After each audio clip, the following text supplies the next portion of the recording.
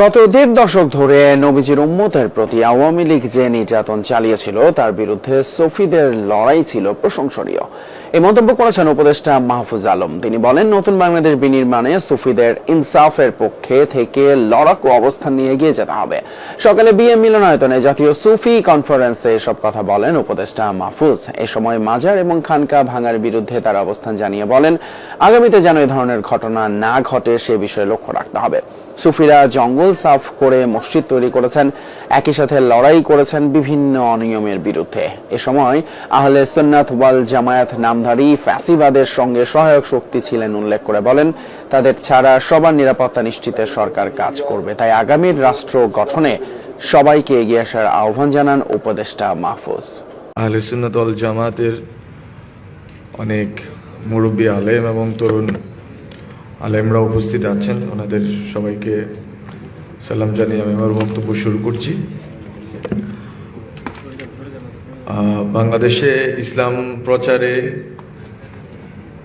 ইতিহাস আসলে সুফি এবং ব্যবসায়ীদের মাধ্যমে এই অঞ্চলের মানুষের মানসিকতায় পরিবর্তন এবং ধর্মান্তরের ইতিহাস।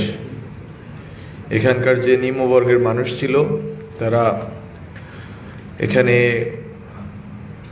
বিভিন্ন দেশ থেকে আগত সুফিদের ভালো আচরণ আখলাক দেখেছেন এবং ব্যবসায়ীদের ভালো আখলাক দেখেছেন। এর মাধ্যমে তারা ইসলামের সৌন্দর্যে আবির্ভূত হয়ে ইসলাম গ্রহণ করেছেন। ফলত বাংলাদেশের এবং বাংলার এই মুসলমানের ইতিহাস মূলত বাংলার সুফিদের ইতিহাস। আমি যখন আসলাম, আমি এখানে শুনলাম যে রাসূলের সাল্লাল্লাহু আলাইহি সাল্লাম ওনার ইশকের একটি কবিতা বা গজল আবৃত্তি করা হচ্ছিল বা গজল গাওয়া হচ্ছিল। তো রাসূল সাল্লাল্লাহু আলাইহি সাল্লামের উম্মতের এই যেই অংশ এই বাংলা অঞ্চলে বসবাস করে, রাসূলের ভালোবাসার সাথে এই অঞ্চলের মুসলমান তথা এই দেশের নাগরিকদেরকে ভালোবাসাটাও আমি মনে করি যে অপরিহার্য। ফলে গত দেড় দশকের এই অঞ্চলের মুসলমান, যারা এই অঞ্চলের এই দেশের একটা সংখ্যাগরিষ্ঠ অংশ, তাদের উপর যে নিপীড়ন, জুলুম, ফেসিবাদ চেপে বসেছিল, এটার বিরোধিতা মূলত নবীজিকে ভালোবাসার অংশ। যদি আপনারা নবীজিকে ভালোবাসেন, নবীজির উম্মতকে ভালোবাসেন, তাহলে নবীজির উম্মতের উপর যে জুলুম নিপীড়ন চলছিল তার বিরোধিতা করা, প্রতিরোধ করা, সেটাও আমি মনে করি নবীজির উম্মত এবং নবীজিকে ভালোবাসার অংশ হিসেবে কর্তব্য। আমরা শুনেছি আহলে সুন্নাত ওয়াল জামাতের একটা বড় অংশ এই অভ্যুত্থানের যে এই পরিবর্তনের অংশীদার ছিলেন এবং তারা সামনে যেই বাংলাদেশ রাষ্ট্র সংস্কার এবং বাংলাদেশ রাষ্ট্র গঠনের যে প্রশ্ন আছে সেখানে তারা ওতপ্রোতভাবে জড়িত হতে হচ্ছেন। সমস্যা দেখা গিয়েছে যে বাংলাদেশে ফ্যাসিবাদের আমলে কতিপয় আহলে সুন্নাত ওয়াল জামাতের আলেম বা অংশীজন হয়তো ফ্যাসিবাদী শাসনের সাথে জড়িত ছিলেন, কিন্তু এই জন্য হরে ধরে আহলে সুন্নাত ওয়াল জামাতের আলেমদের বা যারা পীর আছেন, দরগা আছেন, দরবার আছেন, তাদের বিরুদ্ধে যাওয়াটা আমরা মনে করি যে উচিত না। এবং আমরা মনে করি যে এই সুবাদে যে মাজার ধ্বংসের ঘটনা ঘটেছে, আমরা ইতিমধ্যে অনেকগুলো মাজার ধ্বংসের ঘটনায় ব্যবস্থা নিয়েছি এবং সামনেও ব্যবস্থা নিব।